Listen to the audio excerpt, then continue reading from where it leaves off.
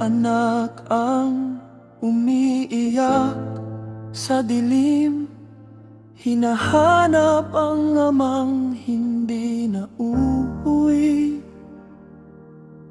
Ilang magulang ang tulala sa pinto, umaasang may yayakap pa, pero wala na talaga.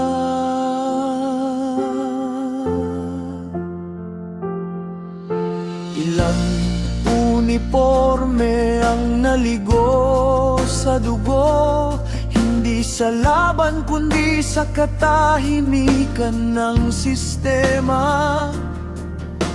Ilang pangalan ang unti-unting binura, parang usok na tinangay ng hangin ng limot sa Maguindanao.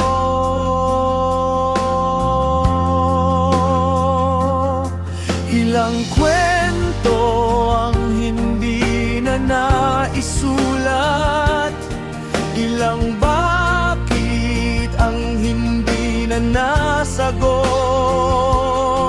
ilang hustisyang ibinaon kasama ng mga bangkay. At tayo tahimik o baka takot, o baka mas masakit, sanay na. Sinasabi nilang bayani ang mga naiwan, pero paano ang mga naiwan ng bayani?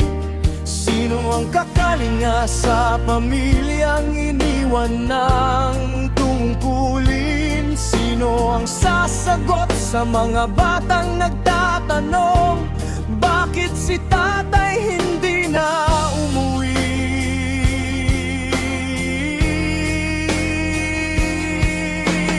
Minsan naiisip ko, gusto kong bumalik, hindi para gumanti, kundi para ipaalala na may halagang bawat buhay. Pero naaalala ko rin ang hustisya na galing sa galit, madalas nagiging panibagong sugat.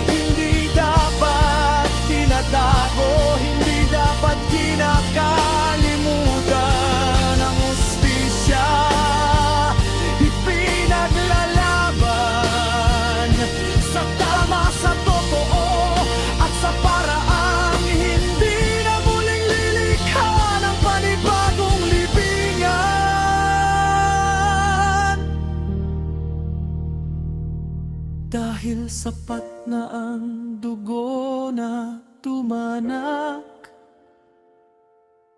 sapat na ang pamilyang naulila, sapat na ang katahimikan